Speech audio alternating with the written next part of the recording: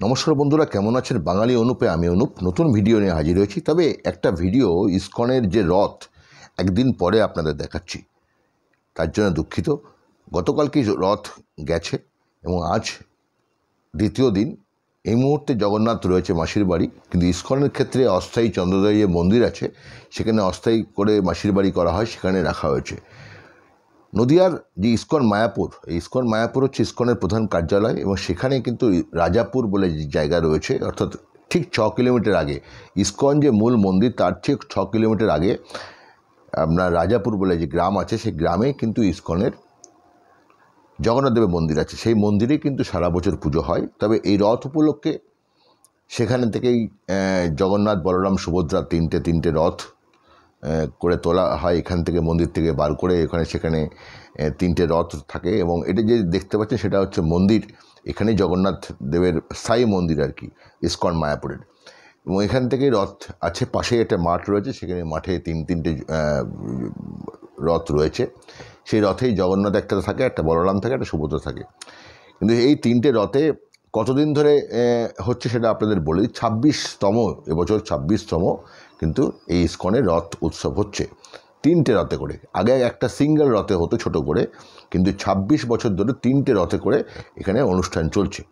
এবং সেখানে অনেক ভক্তরা আসেন, বিদেশি ভক্ত, দেশি ভক্ত এবং সাধারণ এলাকার মানুষরা কিন্তু এই রথ উপলক্ষে এখানে আসেন এবং বেশ সুন্দর একটা ভালো পরিবেশ তৈরি হয় এবং সেখানে খাওয়া দাওয়া, প্রসাদ সব কিছুই দেওয়া হয়। এখানে এই যে মাঠে চলে আসলাম আমরা, মাঠে এখানে দেখুন 3টে রথ দাঁড়িয়ে রয়েছে, সুসজ্জিত রথ। আমরা যখন এই ছবি দেখছি তখন কিন্তু এখনও পর্যন্ত জগন্নাথ দেব, বলরাম, সুভদ্রাকে আনা হয়নি। কিছুক্ষণ পরে এখানে আনা হবে, সেটাও আপনাদের দেখাবো যে কীভাবে ওরা নিয়ে আসছেন।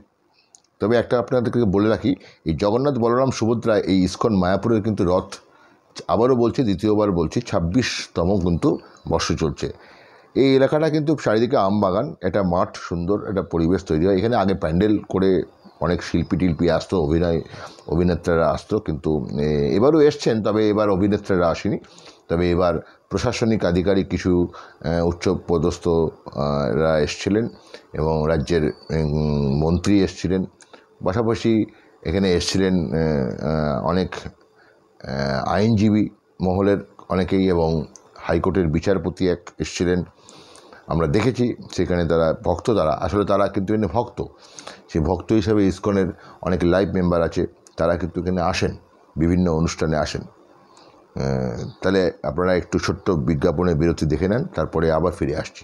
সুরক্ষিত জলে স্বনির্ভর জীবন।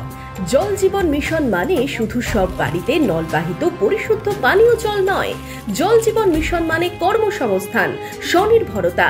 এখন ঠিক মতন কাজ করতে পারছি, বাচ্চাকেও সামলাতে পারছি, এখন আমার এতটা অসুবিধা হয় না। জল জীবন মিশনে গ্রামে গ্রামে তৈরি হচ্ছে কর্মসংস্থানের সুযোগ। সময় বাঁচিয়ে স্বনির্ভরতার পথে পা রাখছেন মেয়েরা। Jal Jeevan mission, building partnership and changing lives, জনস্বাস্থ্য কারিগরি দপ্তর, পশ্চিমবঙ্গ সরকার। জল জীবন মিশনে বাড়ি বাড়ি নলবাহিত পরিশুদ্ধ পানীয় জল গ্রামে আনছে জীবনের ছন্দ। আপনার বাড়ি, পাড়ায় গিয়ে জল পরীক্ষা করে দেখাচ্ছেন আশা কর্মীরা। এই জলটা আপনারা নিশ্চিন্তে ব্যবহার করবেন এবং খাওয়ার উপযোগী আর কি, বিশুদ্ধ জল। হ্যাঁ, এটাই খাবেন। এই জল পরীক্ষিত, তাই এই জল সুরক্ষিত। Jal Jeevan mission, building partnership and changing lives, জনস্বাস্থ্য কারিগরি দপ্তর, পশ্চিমবঙ্গ সরকার। ফিরে আসলাম বিজ্ঞাপন বিরতির পর। এই যে দেখছেন ভক্তরা, এরা কিন্তু এই জগন্নাথ দেবের যে মূর্তি রয়েছেন বলরাম, সুভদ্রা, সেই কিন্তু এরা বাজনা বাজিয়ে এবং সেই মন্দির থেকে কিন্তু রথে নিয়ে আসছে। তার একটা প্রসেসর আছে, সেই প্রসেসিংয়ের মাধ্যমে এরা নিয়ে আসে। সেটা দেখতে থাকুন, ভালো লাগবে, আপনাদের সুন্দর লাগবে। তাহলে সবাই দূর থেকে ক্যাপচার করতে পারে ফটো। বন্ধ করবে ইলেকট্রিশিয়ান।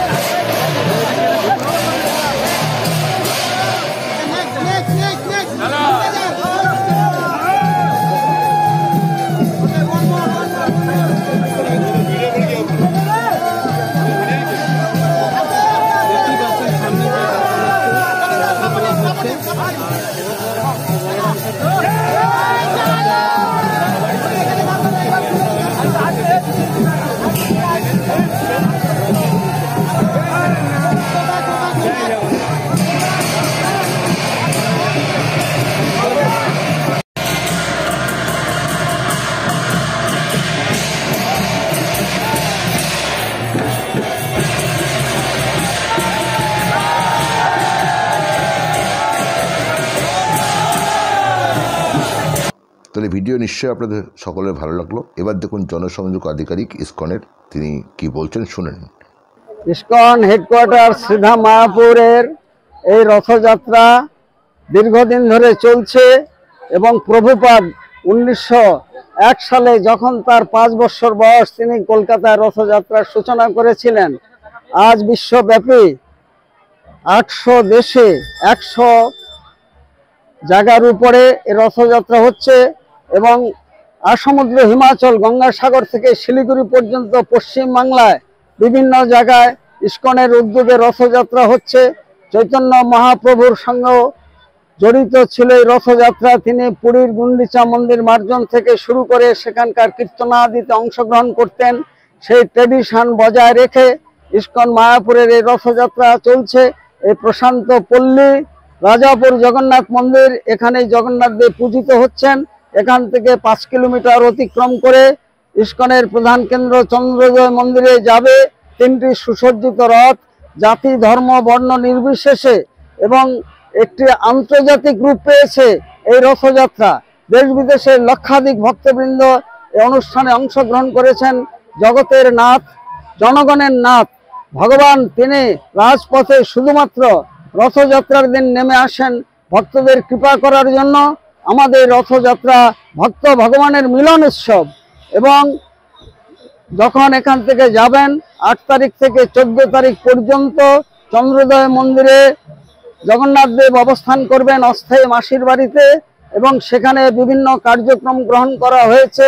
সেখানে চলবে মঙ্গল আরতি থেকে শুরু করে 56 ভোগ নিবেদন, জগন্নাথ অষ্টকম স্তোত্রপাঠ এবং বিভিন্ন ড্যান্স ড্রামা এসব চলবে। প্রসাদ বিতরণ, ভক্তদের পূজার ব্যবস্থা থাকবে।